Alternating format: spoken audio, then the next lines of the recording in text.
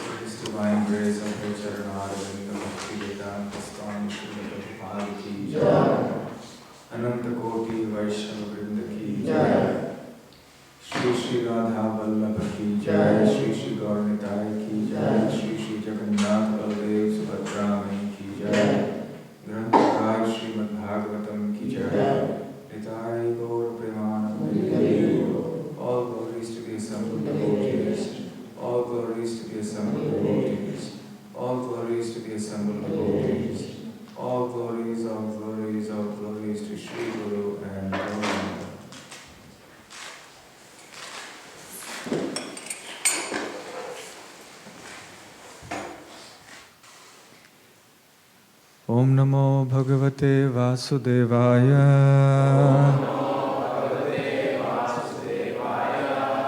Om Namo Bhagavate Vasudevaya. Om Namo Bhagavate Vasudevaya.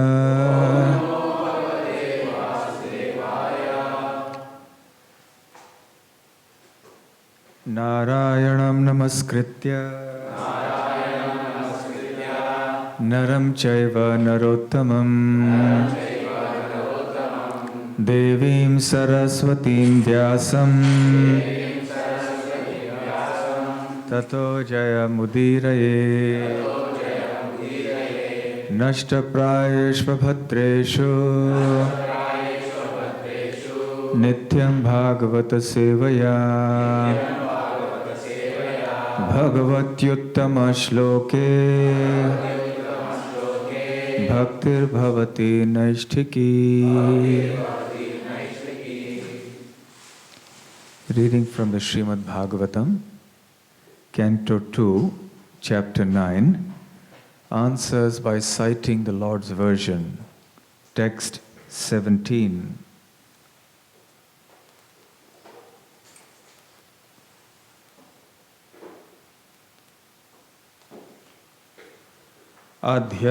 Adhyarhaniya Asanam Asthitam Param Vritam Chatuh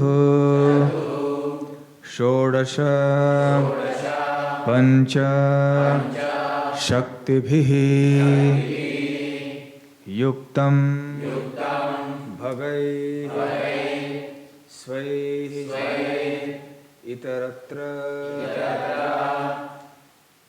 cha adhruvai sve eva dhamam ramamanam ishvaram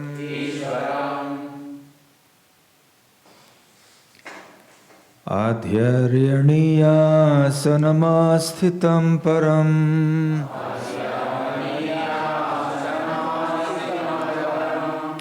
vritam chatushordasha pancha shaktibhihi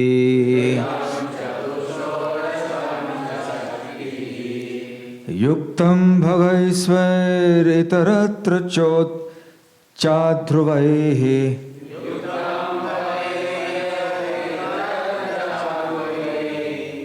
sva eva dhamam ramamanam ishvaram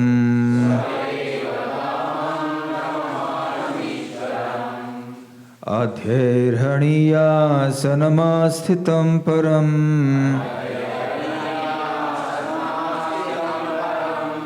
vritam chatushordasha pancha shaktibhihi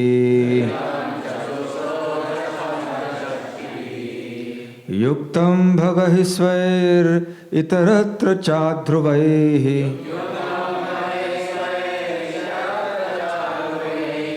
sva eva dhamam ramamanam ishvaram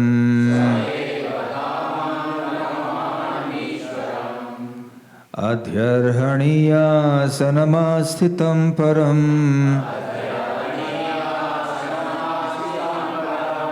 vritam chatushordasha pancha shaktibhihi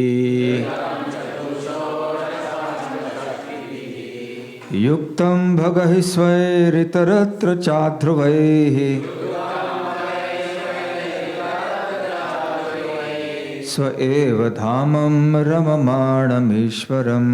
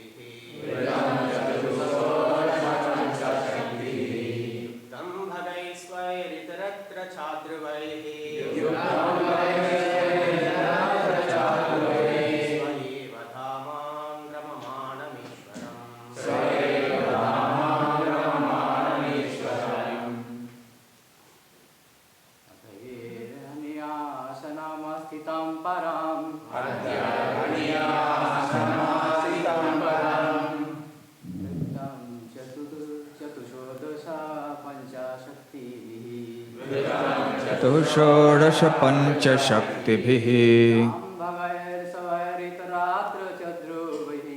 yuktam bhagaisvairitaratra chadhruvaihi sva eva dhamam ramamanam ishvaram. Ladies,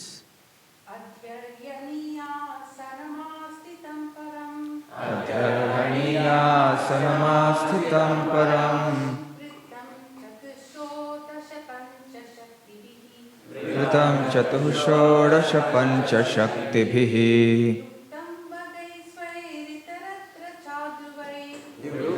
bhagaisvairitaratra chadhruvaihi sva eva dhamam ramamanam ishvaram.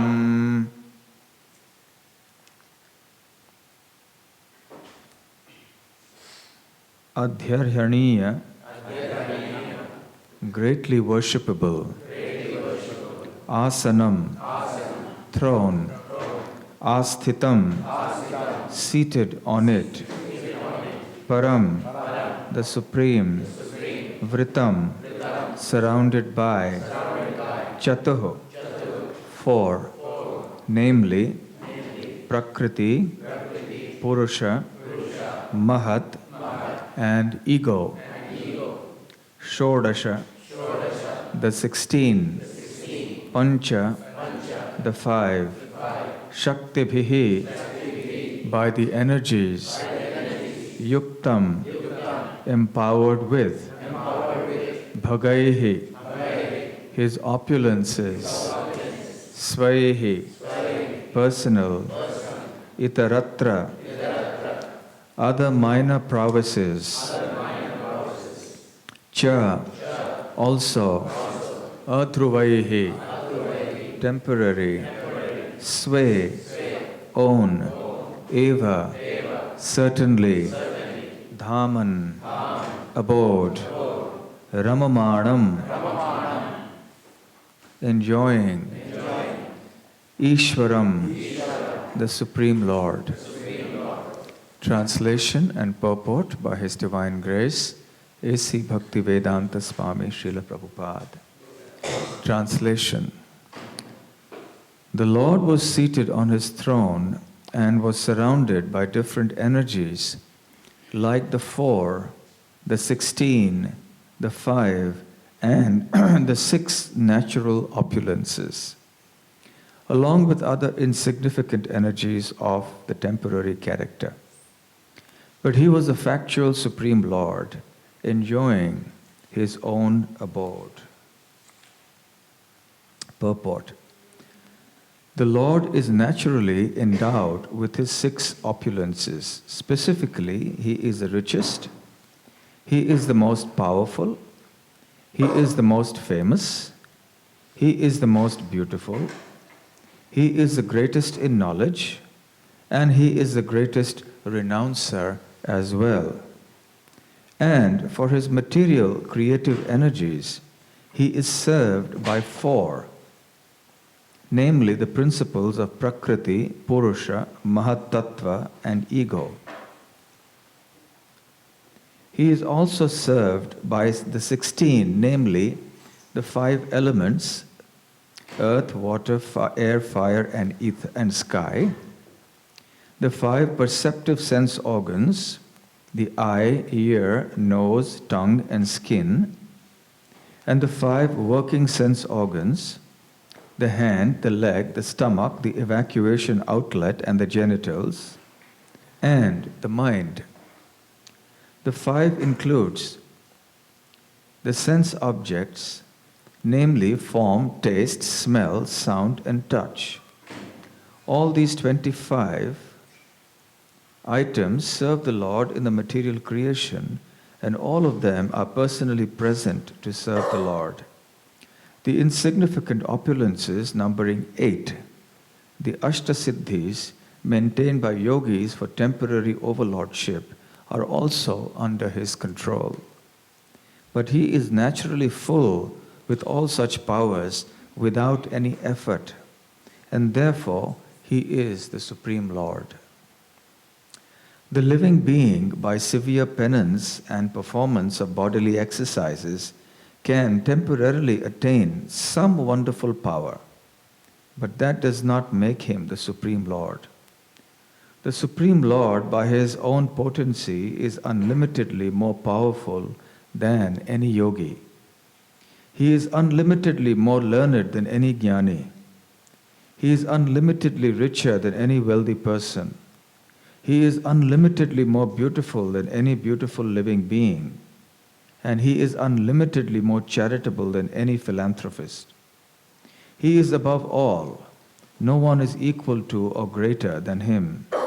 Nor can anyone reach His level of perfection in any of the above powers by any amount of penance or yogic demonstrations.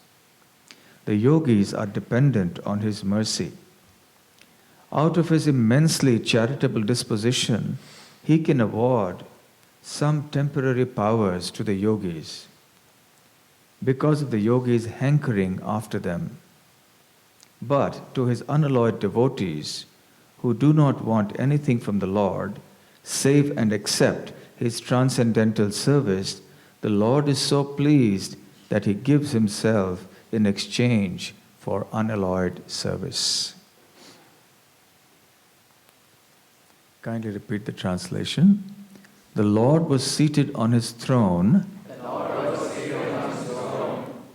and was surrounded by different energies, like the 4, the 16, the 5, and the 6 natural opulences,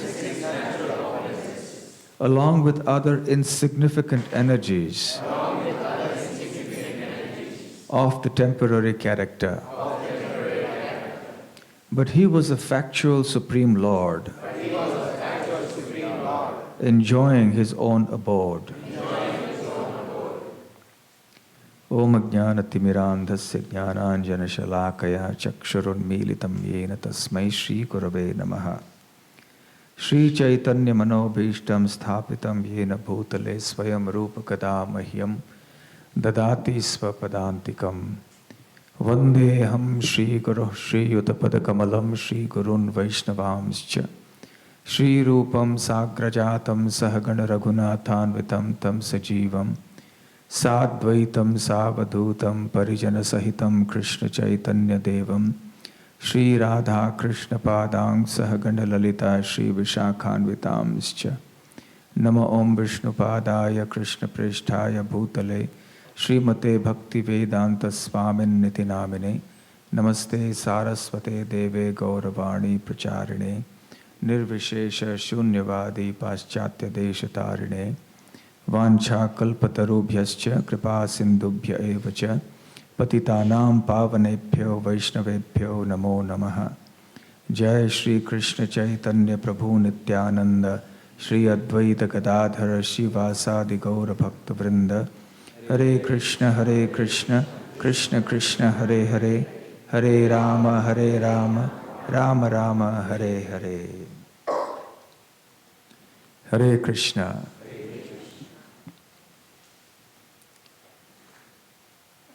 We are getting a glimpse of Vaikuntha, the kingdom of God. Brahma has been blessed with this vision, even as he sits on the top of his lotus flower and meditates. Brahma is also called Kamalasana. Kamala means lotus and asana means seat. So one who is seated on the lotus flower is Kamalasana or Brahma. And this lotus flower is very much within the material universe. Nevertheless, the spiritual world has the power and the ability to enter into the material world and indeed into the heart and consciousness of any living entity that the Lord so chooses. So sitting here in Melbourne, if Radha Vallabha wish, they could reveal the entire spiritual world to us here. But we have to be sufficiently qualified and purified to have that vision, so that the Lord may actually empower us with that mercy. Brahma is a blessed soul. He has been specially chosen by the Supreme Lord to act as his representative in the act of creation of this universe. He is the creator, but he is not the primary creator or the ultimate creator. He is a secondary creator. The Srimad Bhagavatam explains that there are 10 topics discussed in the Bhagavatam. Atra sarga visargascha sthanam poshanamutayah manvantareshanu-katha nirodho muktirashrayah. So the first 2 topics of the 10 are sarga and visarga. Sarga means the primary material creation, and visarga means the secondary material creation. The final topic of the 10 is ashrayaha, or the ultimate shelter of everything and everyone, including the previous 9 topics. And that Ashrayaha is Krishna. Srila Prabhupada terms him as the Samam Bonam. That means the ultimate in everything. So the Supreme Lord, by definition, is the ultimate in anything and everything that you can imagine, and even something that you can't imagine. So, Sarga and Visarga. So the primary creation is done, and by creation, by the way, we refer to the material creation here. The primary creation is done by Mahavishnu, and the secondary creation within every universe is done by Brahma. So the Visarga refers to Brahma's creation.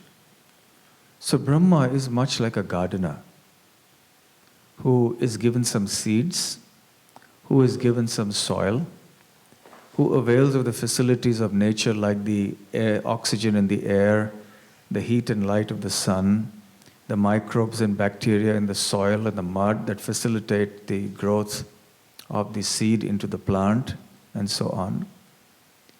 What the gardener does is to combine these different elements in such a way that they can act together synergistically to produce that plant. The gardener neither produces the seeds, nor the mud, nor the bacteria, nor the oxygen in the air, nor the light and heat of the sun.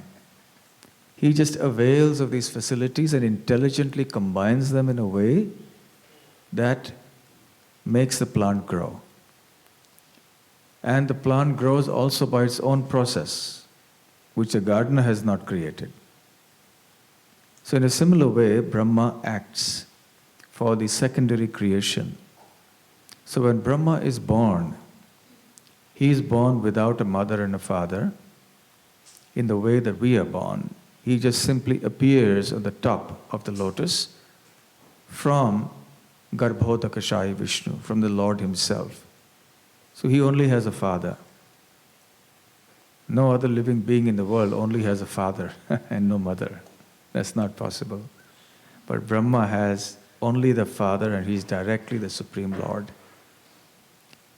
And when he appears, he wants to know what he's supposed to do. Brahma is also called Swayambhu, self-born, because he doesn't have a material father and a mother. So when Brahma appears on top of the lotus, he is a trifle bewildered because he doesn't know what he's supposed to do and how he's supposed to do it. He looks around. Everywhere there is darkness. He peeps over the lotus and there's huge expanse of water, which is the Garbhodaka Sagara, the ocean, Garbhodaka ocean. And he's not able to understand what this is all about. He has an understanding that he has to create this world. But how he has to do this, he doesn't know. He wants to know his source. He goes up and down the stem of the lotus, but is not able to reach any conclusion. He is not able to reach the end of the lotus either way.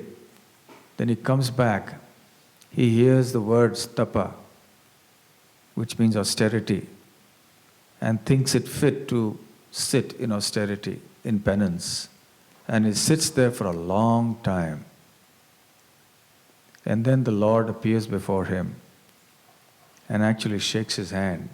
Brahma, how are you? How do you do? Nice to meet you, Brahmaji. And then he empowers Brahma with the knowledge of creation.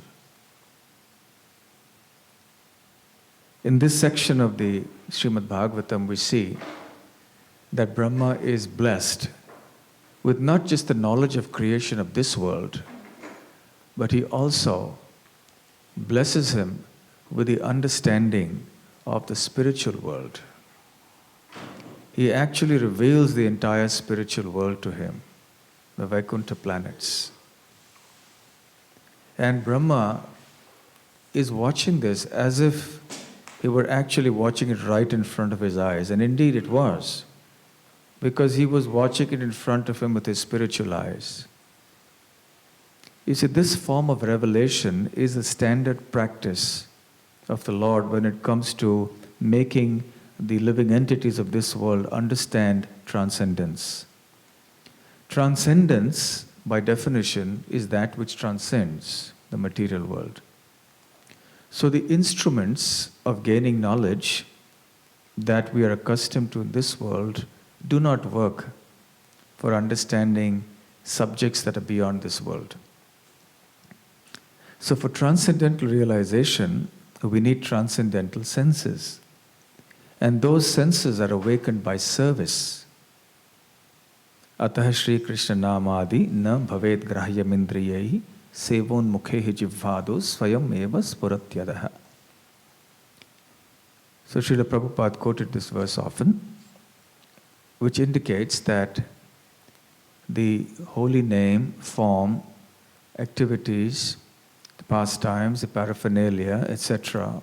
of the Supreme Lord Sri Krishna are transcendental, and they cannot be understood by the gross senses, by the material senses. Rather, when one engages one's senses in serving the Lord, those senses get purified, and then automatically these transcendental subjects become revealed in the heart. Swayam eva spuratyadaha. So automatically, by dint of one's sincere, non-duplicitous service, the Lord, by His mercy, reveals these things from within the heart, and we can actually see them, but with our spiritual eyes, not with anything mundane. So these spiritual eyes are called Divya Chakshu. Divya means divine. Chakshu means eyes. Or it's also called Shastra Chakshu, seeing through the eyes of the scriptures. Brahma was actually seeing it with his Divya Chakshu, with his spiritual eye.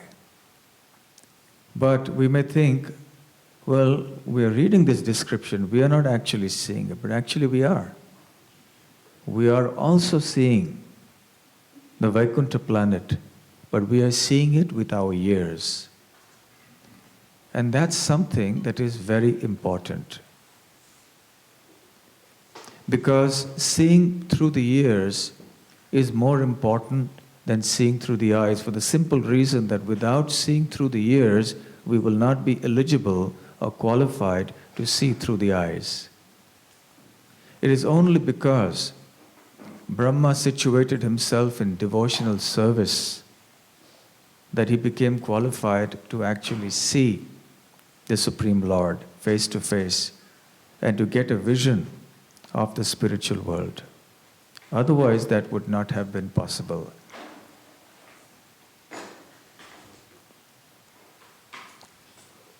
So, Brahma, as he is sitting there, experiencing the entire spiritual world, is in bliss as he gazes at everything that is going on in the spiritual world. It's as if he's sitting there watching a movie of the whole spiritual world unfolding before him. But a movie is illusory. It's just some light particles falling on a screen that recreates some image. But this is the reality.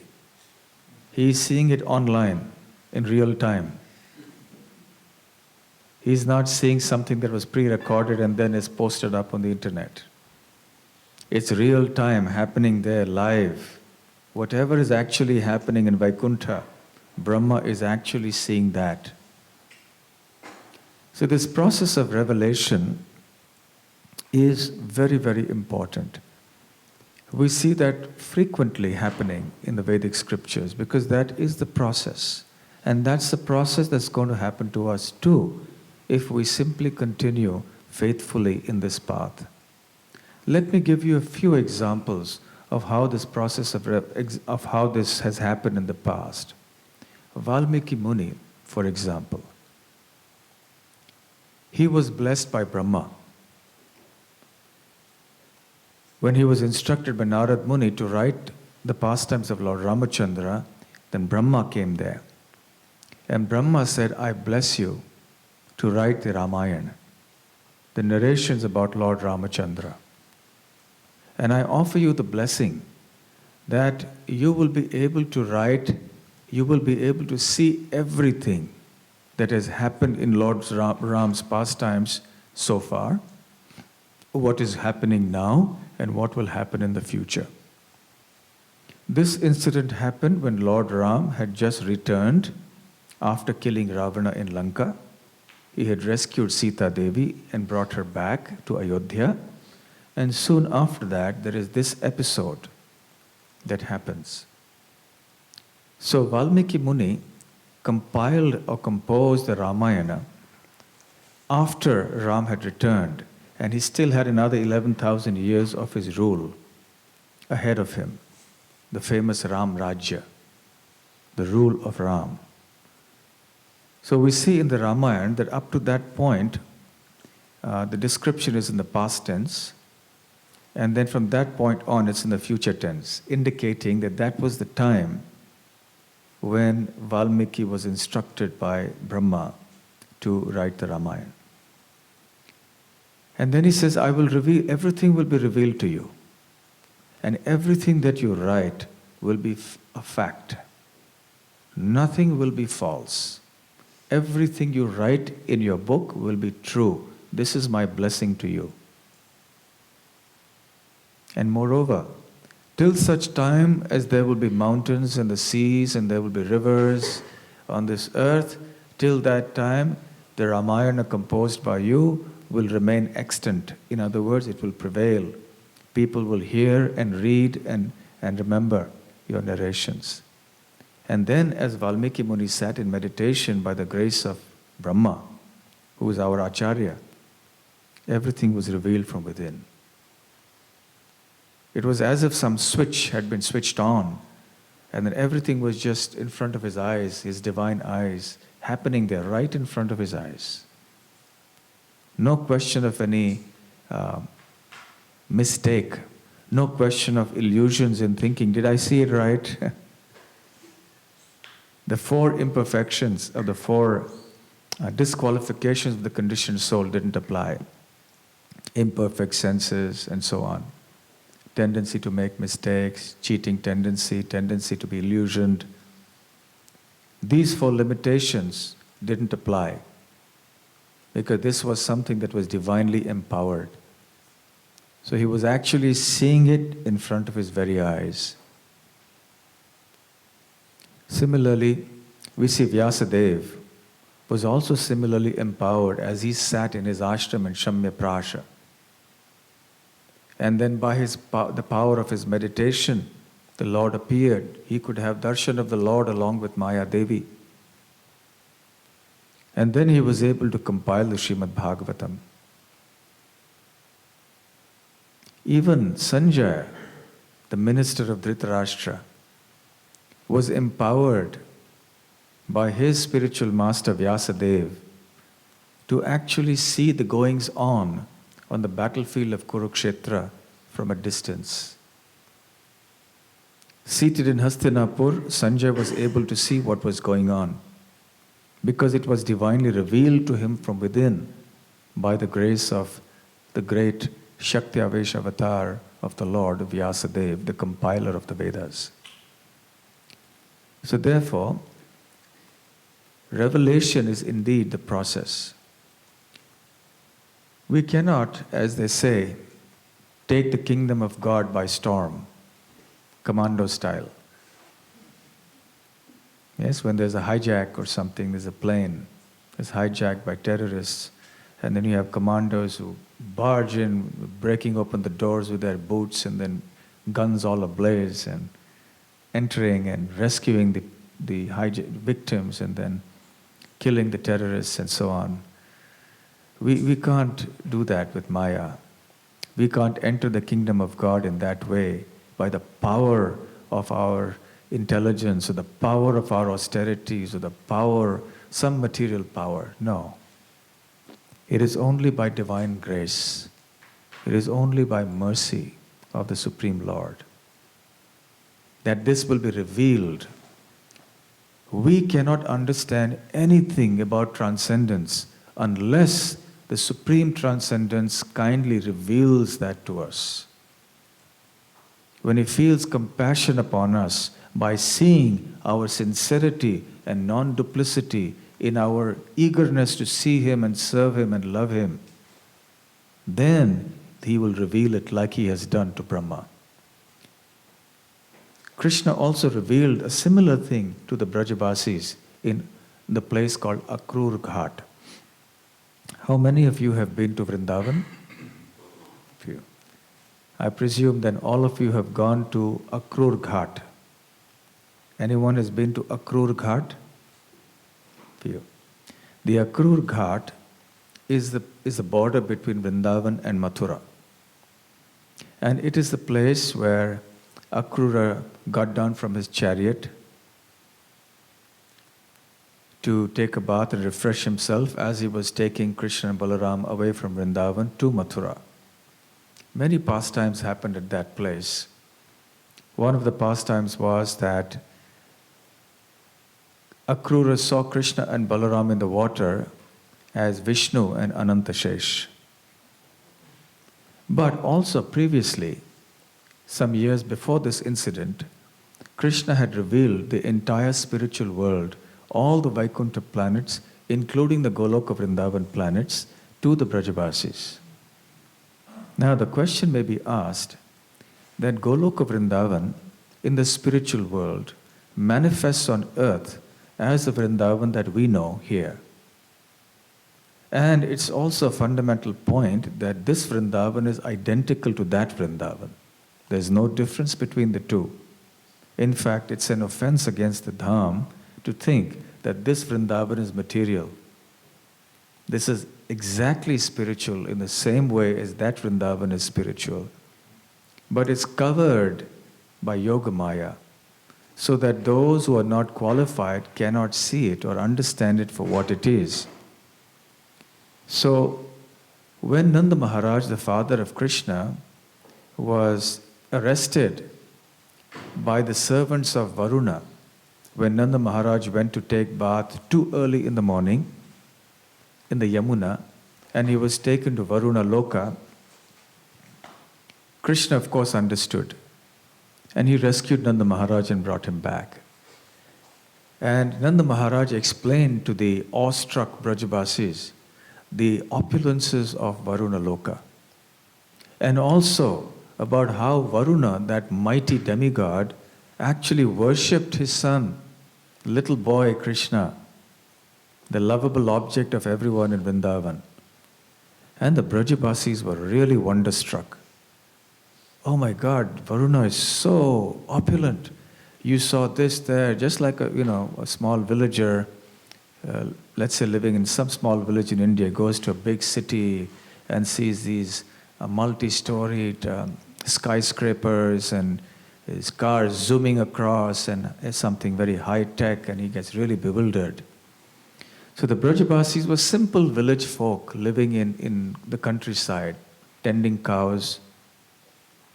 And when they heard about the opulences of Varuna's kingdom, they were really spellbound. And then they were also further surprised to hear about how this mighty demigod was offering obeisances and worship to their little boy Krishna, who was just like an ordinary cowherd boy as far as they were concerned. Of course, they loved Krishna more than anything, and they understood that there was something special and unusual about this boy. But nevertheless, when they heard about Varuna, in their mind certain thoughts came about. And Krishna, ultimately being omniscient, knows everything, so he understood that the Brajavasis were getting a little distracted. And Krishna, the Acharya's comment, Krishna was thinking, my dear devotees of Vrindavan, they are living in Vrindavan. They don't understand that the Vrindavan of the spiritual world is the same as this Vrindavan. I have brought them from that Vrindavan here. And these people are thinking, my dear devotees are thinking, and they're getting impressed by some show of opulence of Varuna, who is my servant. They don't understand their good fortune, that they're actually living in the very same Vrindavan. So my name is Bhaktavatsala. I am very kind and merciful to my devotees. So I must show my mercy to these devotees. So then he took them to this place that later became known as Akrur Ghat. And he showed them the entire spiritual world. And the Brajavasis, you can imagine, the poor, simple, humble village folk, and they're seeing this mighty display of all the Vaikuntha planets. And then within that, they saw this special planet, Krishna Loka, within which there was Goloka Vrindavan. And then they saw in that Goloka Vrindavan planet Krishna, with Mother Yashoda, Nanda Maharaj, the cows, and they saw themselves. And then they were wondering, what on earth or what on Vrindavan is happening? Then they were convinced, yes. They realized that actually this Vrindavan is the same as that Vrindavan. There's no difference. And Krishna was happy. Okay, now my devotees are convinced. So he revealed the Dham to them like that. Familiarity breeds contempt, you see. So when we're living in the material world, we have something spiritual in front of us, but we tend to think of it as something ordinary, like the deities, or the holy names, or the scriptures, even the devotees. So therefore, sometimes Krishna mercifully reveals to his devotees like this. So similarly, Brahma is fortunate. He is being revealed the entire spiritual world. Just imagine Brahma's fortune, and he's sitting there and he's seeing this fantastic scene unfolding before him. Everything that's going on in the spiritual world, he's seeing the Lord there, how the Lord is exchanging loving dealings with his devotees. And in this verse specifically, we hear about the Lord being seated on a throne. I was talking to another gentleman from another faith who said, we don't believe that God is a person. And because we were talking about God, and he was saying that, I said, you accept him, you call him by this name, and we call him by another name, but we define him similarly. We'd understand God as a source of everything, the origin of everything. There can't be two sources of everything. There has to be only one source of everything. That one source is the supreme absolute truth.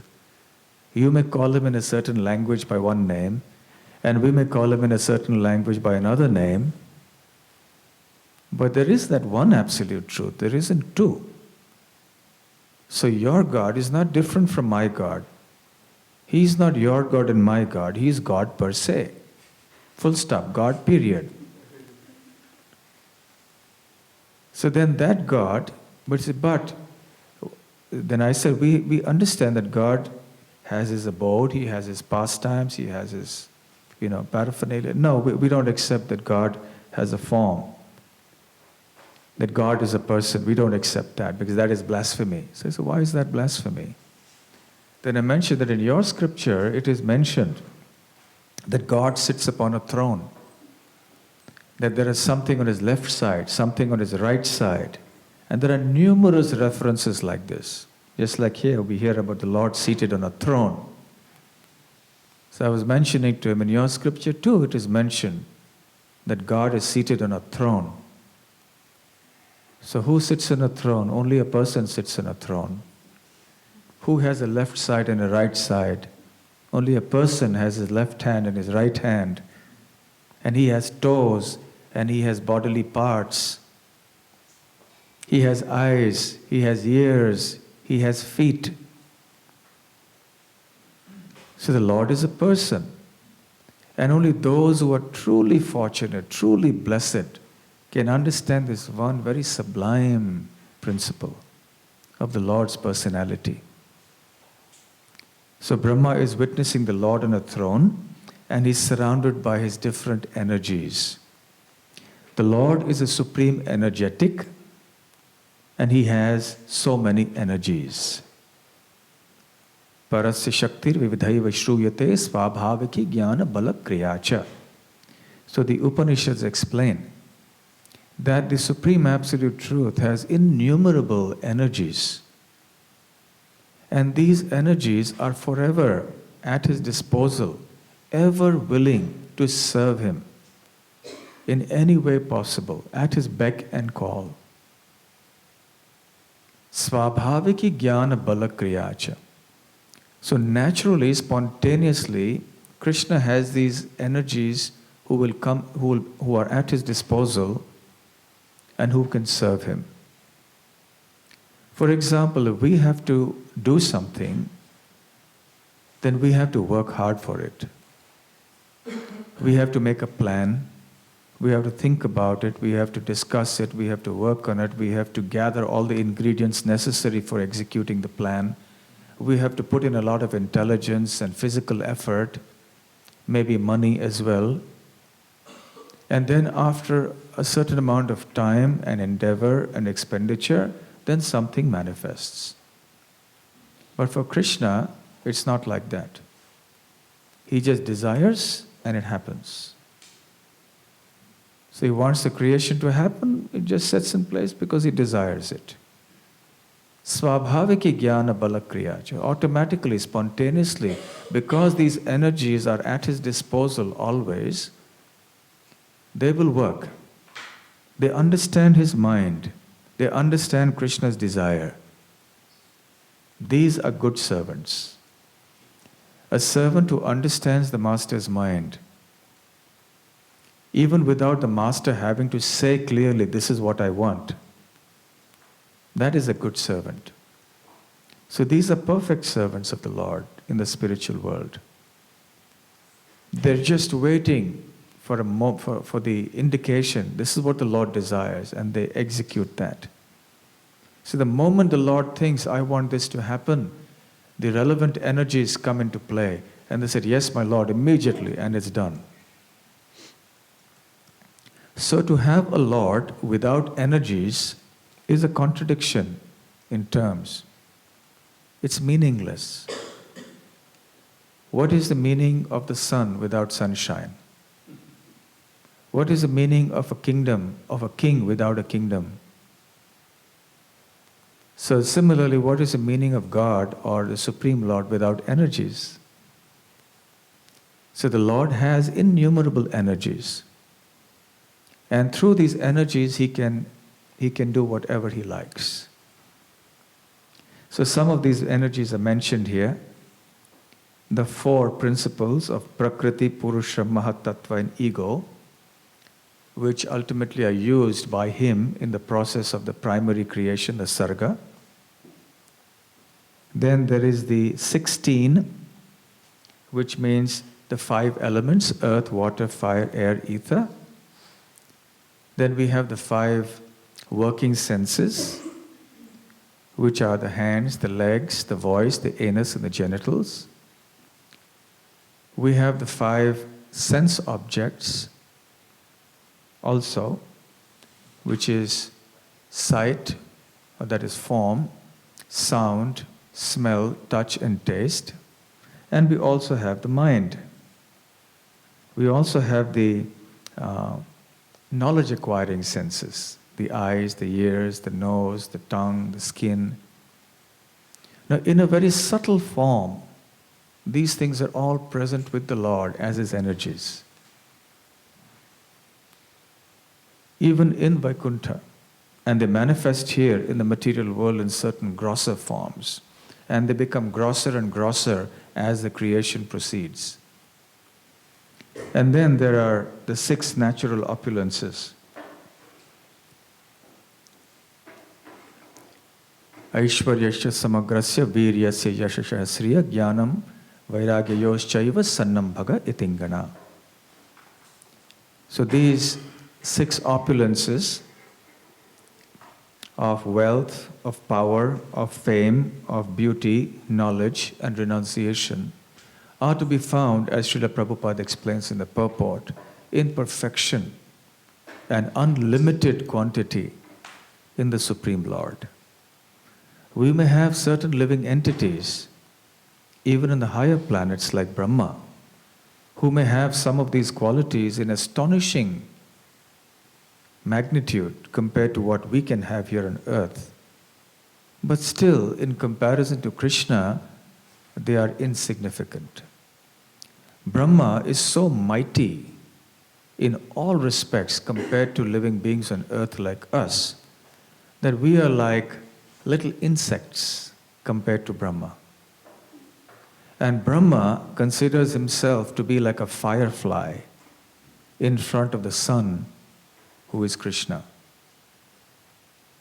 So we can imagine, or actually we can't imagine, how powerful and glorious and perfect Krishna is. Krishna's perfections and powers are impossible to understand, even for Brahma. In the 10th canto of the Srimad Bhagavatam, Brahma prays to Krishna, Jananta eva jananto kim bahuktyana me prabho, manaso vapusho vacho vaibhavam tava gocharam. He says, "Oh Krishna, there are some people in this world who say, I know Krishna." You may not find them here in Australia, but in India you'll surely find them in plenty.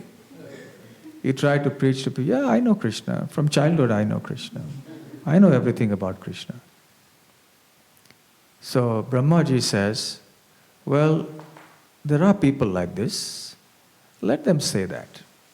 They are foolish. The implication Brahma is saying is they are foolish. They think they know Krishna.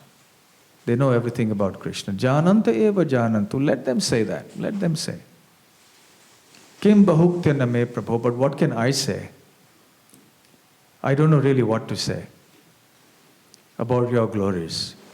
But one thing I know is by the limits of my words, my body, my mind, etc., I cannot reach the limits of your glories. That's for sure. Your glories are unlimited and beyond my reach in every respect. I cannot begin to even fathom the limits of your glories. And this is Brahma speaking, the most intelligent person in the universe, whose intelligence we cannot even begin to imagine. For Brahmaji, the whole universe, he can see it like a walnut in his palm. If you have a little fruit in your palm, like an amla fruit or something, and you have it there, you can see it clearly. Brahma can see the whole universe like that. Brahma is able to see clearly exactly what's going on in this temple room now. Just as he can see everything in the entire universe perfectly. He understands the process of creation. And still Brahmaji speaks like this. So therefore his opulences, the Lord, Supreme Lord's opulences are unlimited.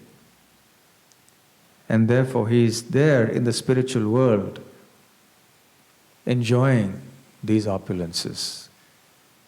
So the last line of the translation, but he was a factual Supreme Lord enjoying his own abode.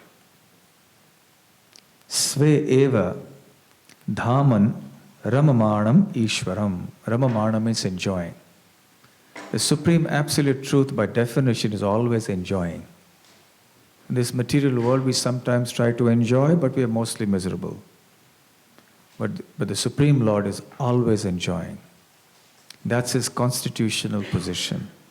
So this is the most extraordinary vision which Brahmaji has been blessed with, and which we are also blessed to hear about. So if we faithfully hear and read about these descriptions, then one day we will also be entitled to a similar vision. And we will also be allowed, we will get the visa to actually enter into that kingdom. We will get a PR and a citizenship of Vaikuntha.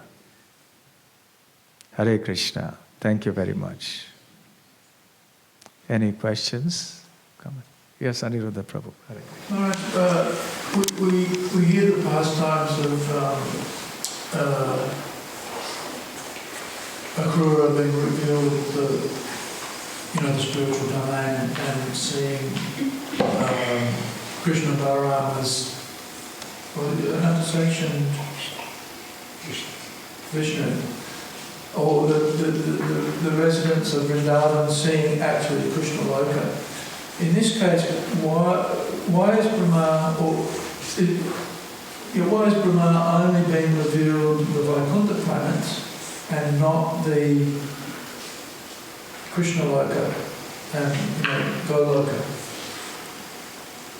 Okay, so he's, we're assuming that he's, this is Lord Vishnu and his four-arm manifestation, greeting Brahma. So it's not the description that we see in the Rasamrita, where he's describing the Goloka. So I'm just wondering why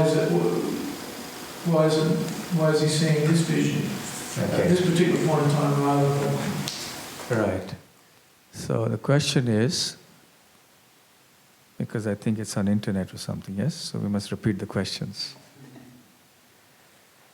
The question is that here we see Brahma is being revealed a vision of the Vaikuntha planets, but not specifically of Goloka Vrindavan. In his Brahma Samhita prayers, he speaks about Goloka Vrindavan. So why is it that Goloka Vrindavan is not being revealed here and only the Vaikuntha planets? There could be different reasons. Number one, there are different kalpas, different situations, different narrations that happen at different times. It's called kalpa bheda. In different days of Brahma, different lifetimes of Brahma, different Brahmas, different things happen. Usually revelations happen at the beginning of every day of Brahma, because Brahma sleeps and wakes up and needs to be revived again in terms of knowledge. Or at the beginning of the creation also Brahma is given this understanding. Depending on the particular Brahma, sometimes the revelation will be accordingly. Our Brahma now presently is a devotee Brahma, but Brahma is not always a devotee. Sometimes he may be a jnani, and sometimes Krishna may have to become Brahma because there's no other qualified jiva available in the universe. So there may be some Brahmas who are in one mood, another Brahma in another mood. Yes, someone in Vaikuntha mood, someone in Goloka mood. So we sometimes see an intermixing of narrations of different ages or different creations. But the principle is there, the same. So our Brahma, yes, he may have been revealed the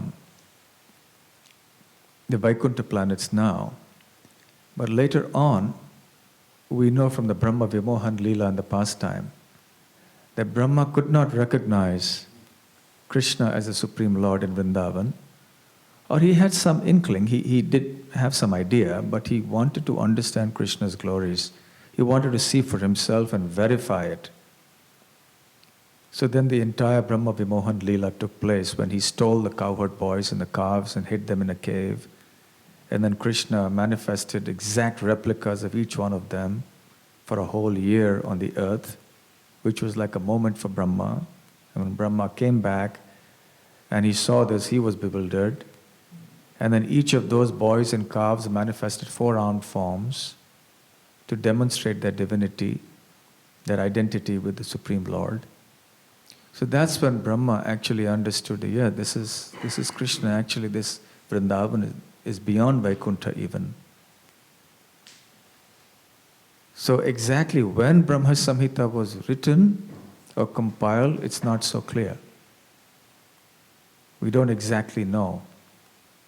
But obviously the creation, the knowledge has been given to Brahma sometime, somewhere by the Supreme Lord himself. In other places we hear that Brahma was actually initiated by the Kama Gayatri mantra. Those who are second initiated devotees, you know what that Kama Gayatri mantra is. When you chant your Gayatri mantras, that's the last one you chant. And then he was actually initiated by Brahma's flute, by Krishna's flute.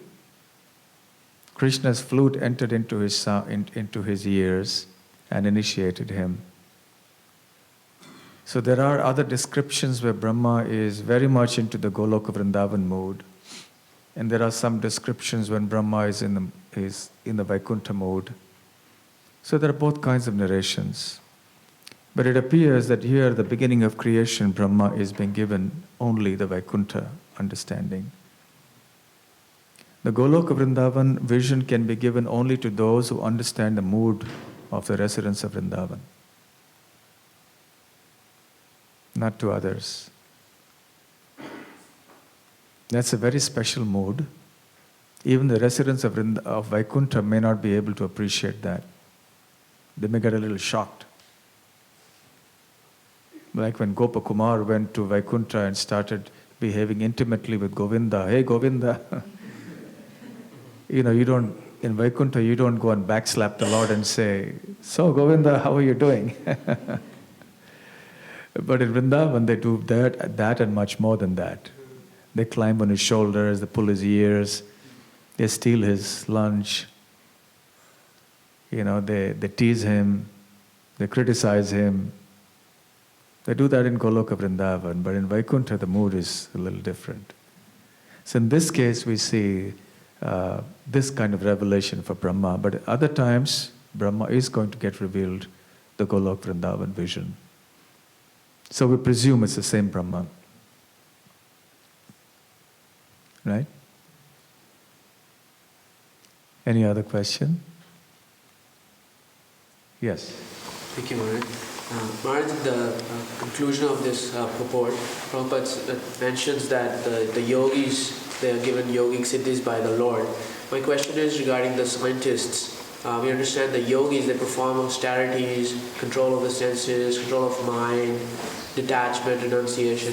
But the modern day scientists, although they are able to make such scientific revelations, very intricate research, and but they don't follow any of the processes. So how is it that they are able to have this very advanced knowledge revealed to them, granted to them, when they are not following any kind of Vedic process at all? What is their qualification? Okay, so the question is that by yogic powers, ordinary yogis can do many wonderful things, but the scientists, they don't do any austerities or penances, but still they're able to do what appears to be miraculous things. You can invent planes that fly in the sky, but sometimes they also disappear.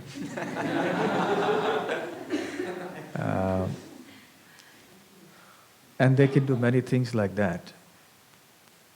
So how is it that they can do this without doing austerity? Well, obviously it's some previous karma that gives them the intelligence to do that. They're also empowered by the Lord. That empowerment to create this technology comes from the Lord, ultimately. It's not possible for them to create such miracles. They are miracles in a sense, but actually they're very ordinary miracles. Because in the material energy, ultimately whatever you do is ultimately defeated, so long as you haven't learned how to come out of the cycle of birth and death. So these are very puny empowerments. The yogis may have a little more, but whatever empowerment is found in these cases is very, very insignificant. Very insignificant. And they're always subject to failure and imperfections. That is not in any way an indication of spiritual advancement at all. Even a yogi who may have all sorts of powers doesn't necessarily have to be a spiritually advanced person. In fact, he may be demoniac sometimes. but somehow he has these powers. There are yogis who don't know how they have certain powers. There was this one so-called God-man, they call them God-men in India. He had this power to read something that you were writing on a piece of paper sitting at a great distance. He could understand.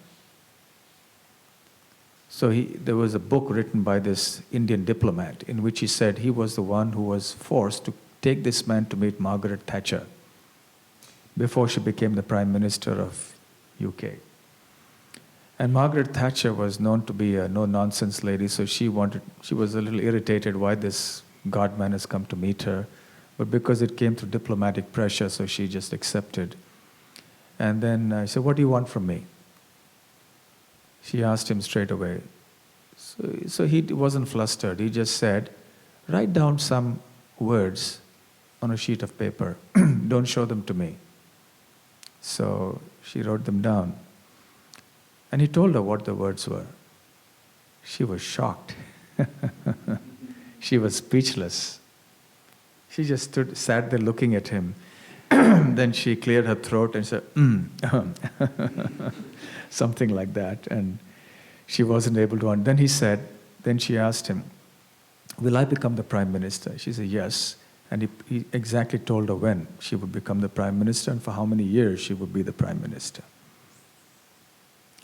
And indeed she did. So this diplomat, in his memoirs, he writes that many years later, he happened to bump into Margaret Thatcher at some diplomatic conference or something. And he said, "Madam, do you remember we had that meeting with such and such person?" So she looked around and said, "Hush, hush, we don't speak about these things." Because these things can't be understood by science, modern science. These powers are there. But this man was not a saintly man. I mean, the man who read he had some yogic power, but he wasn't saintly at all. He just had some power because of something he had done in his previous life. And he wanted to exploit that power to get some name and some power in political power and so on and so forth, and some fame and so on. So therefore, devotees of the Lord, they consider these things absolutely insignificant, simply waste of time and distractions, even though to the ordinary people of this world it may seem very fantastic. And people actually start considering this person may even be God. It shows how ignorant the people in general are, that a little display of opulence makes them think that this is God. An atomic fraction of the powers that God can display. And imagine if they would, that means they have no conception of what God is. No idea. So therefore Prabhupada emphasizes here the difference between the powers that ordinary yogis or even extraordinary yogis in this world can display and what Yogeshwara, the master of all yogis, can display. There's such a big difference there. Okay? Yes, Aniruddha, you had another question? Yeah. I've got a few actually. You mentioned that our realizations are dependent entirely on the mercy of the Lord. Sorry? Our vision or our realization of, say, Vaikuntha or of anything, practically speaking, is dependent upon the mercy of the Lord. Right. So why do we,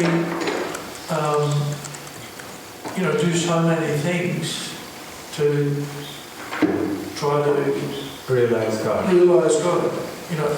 One of the devotees was saying the other day, we have to deeply pray to Krishna to get his mercy. And you're saying, he gives his mercy as he likes, basically. So why do we do so much to try to get that attention when it's by his mercy? Yeah, it's by his good will or by his... Okay, so the question is that if revelation about transcendence is going to happen by mercy, then why do we do anything at all? Why do we struggle so much?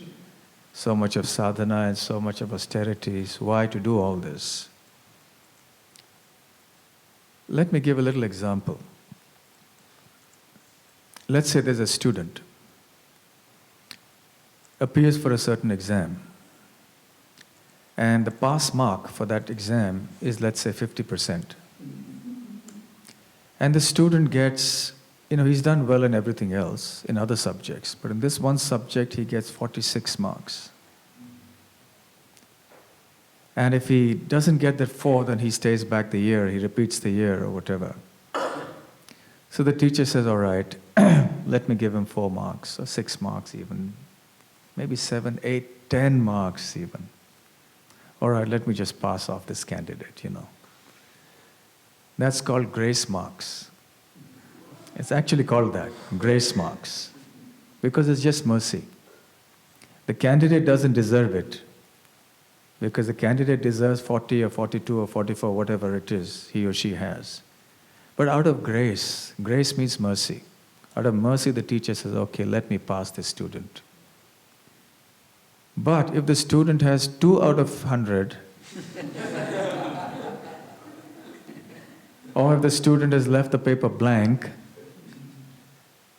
now can the teacher give him 50 marks to pass him? Mercy, grace marks? So why is it that in the first case the teacher gave the grace marks, in the second case the teacher didn't give? Why? Because the effort, the student had done something. Srila Prabhupada narrated a humorous story one time in this regard. He said there was one student who appeared for the history examination. He answered other questions well, but there was one question. He said, describe the reign of such and such king. Now for the life of him, he had never heard of such a name, such a king.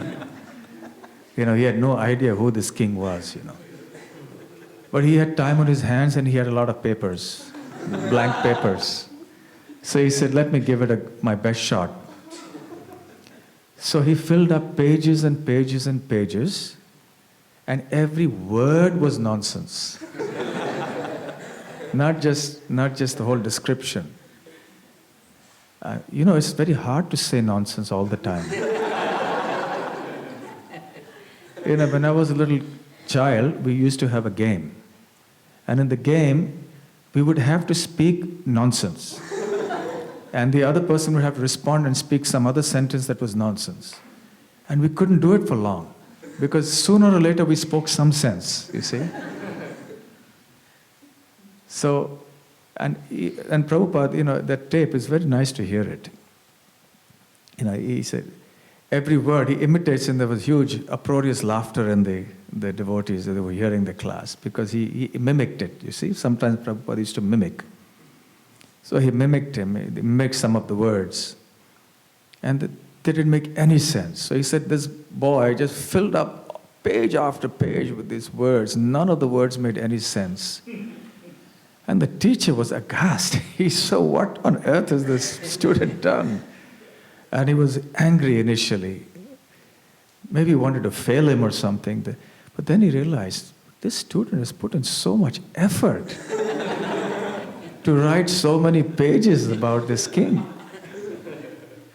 So I should give him something for his effort. So finally he passed him. So we are like that. What do we know of devotional service?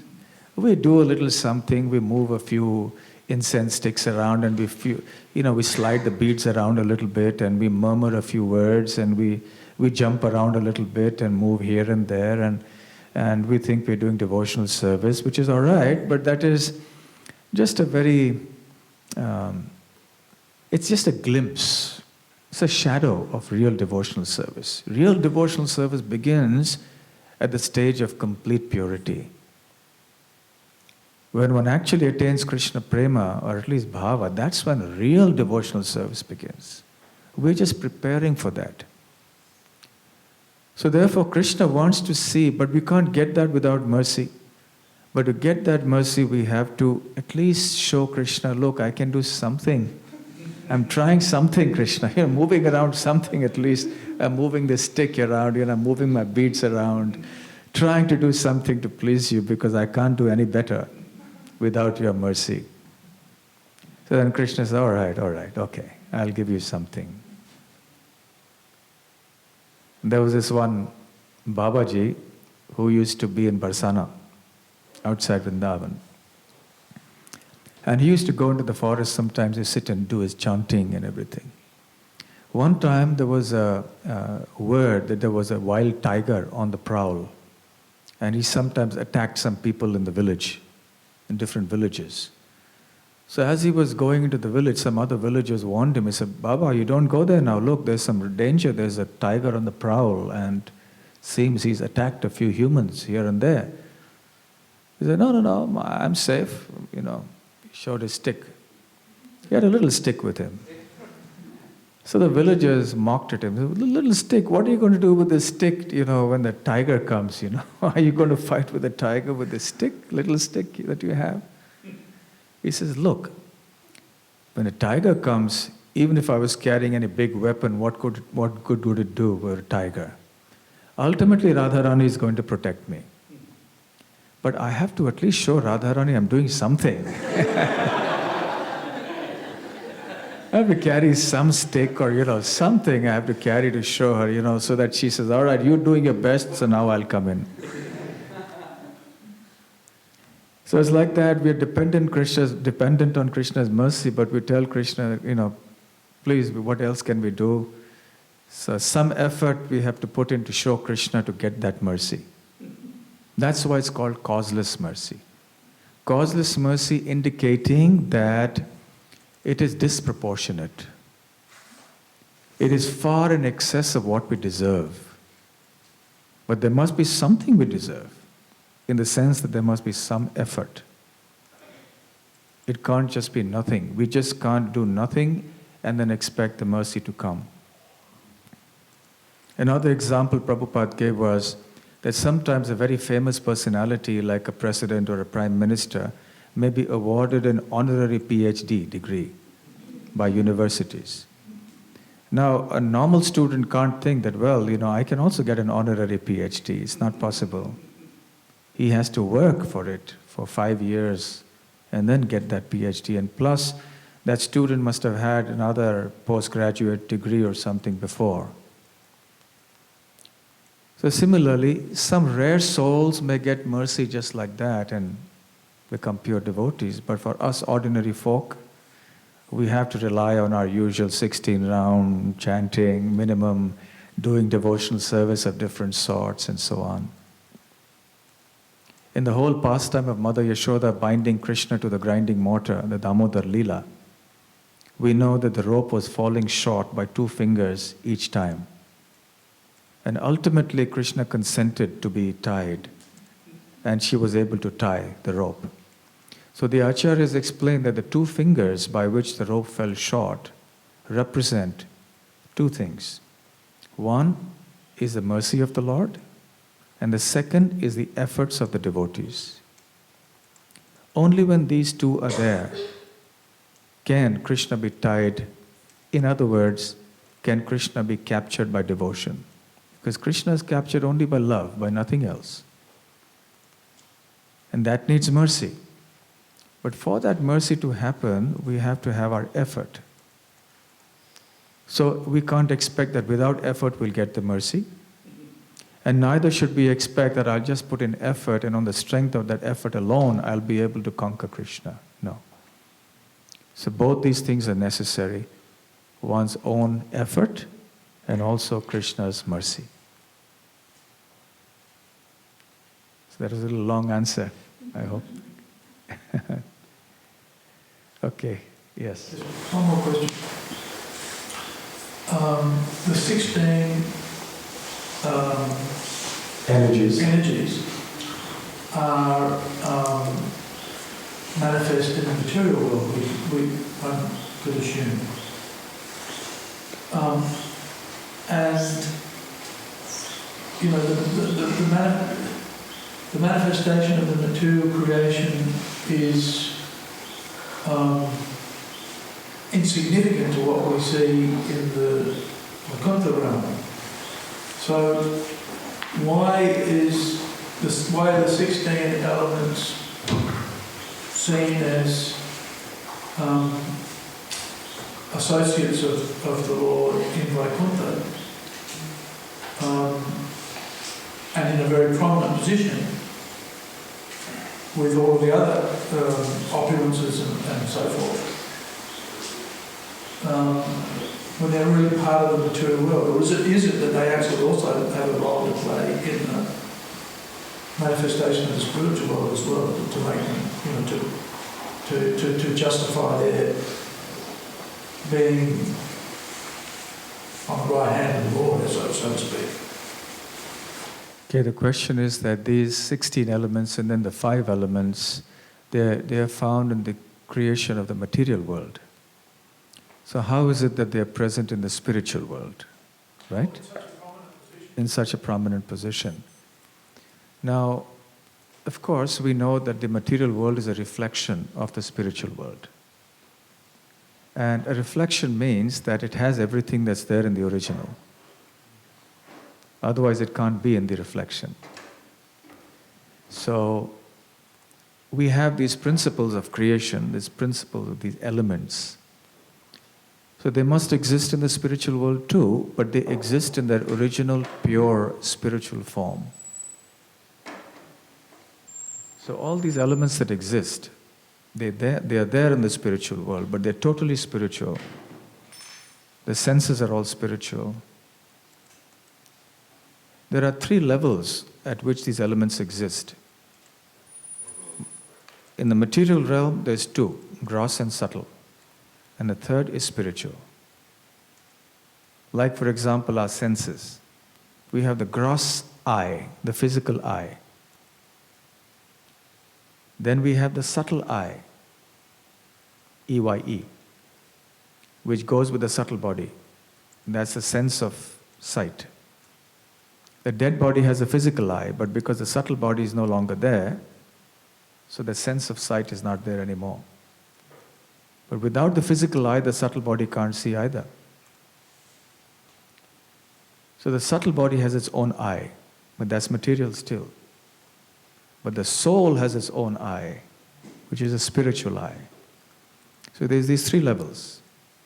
Similarly for these elements, there's the gross elements as we understand them here on the earth. At other places that these elements exist in their subtle state. The higher and higher we go in the universe, they are subtler and subtler. So at Brahma's level, they're extremely subtle. Brahma is just pure intelligence. And the coverings of the universe also are made of these subtle elements. We hear the earth, water, fire, but not as we understand it here. They exist in very subtle forms, but still material. So as you go into the spiritual world, then they get even subtler, but now spiritual. So these energies exist in their original spiritual form. And they're all there to serve the Lord because there are elements and energies there. Yes, any other questions? Yes. Next one. Maharaj, you mentioned that Lord Krishna appeared along with his Maya Devi to Vedas. So what's the significance of Maya Devi being next to Lord? How do we understand? Okay, the question is that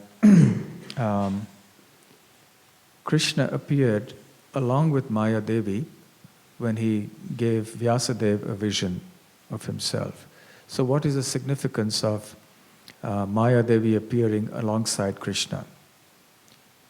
Maya chatad apashrayam. Shukadev Goswami uses these words, which means that Maya, who was nearby, was under the control of Krishna. And she was not actually close by. She was standing at a distance, afraid to come close by. So she was at a distance offering her respects to Krishna, and she was completely under the control of Krishna. Because she is the material energy. And in the Bhagavad Gita, Krishna says, Mayadhyakshena prakritihi suyate sacharacharam hetunanena kaunteya jagat viparivartate. So Maya Devi is completely under Krishna's control. So Vyasadeva could see the position of the Purusha, Krishna, and the position of Prakriti, that's Maya Devi. And what was their interrelationship? So Maya was under the control of Krishna. So Krishna was a supreme controller. That's the significance. Okay, it's quite late. So thank you very much. Srila Prabhupada ki jai. Grantharaj Srimad Bhagavatam ki jai. Gaur Premanande. Hare Krishna.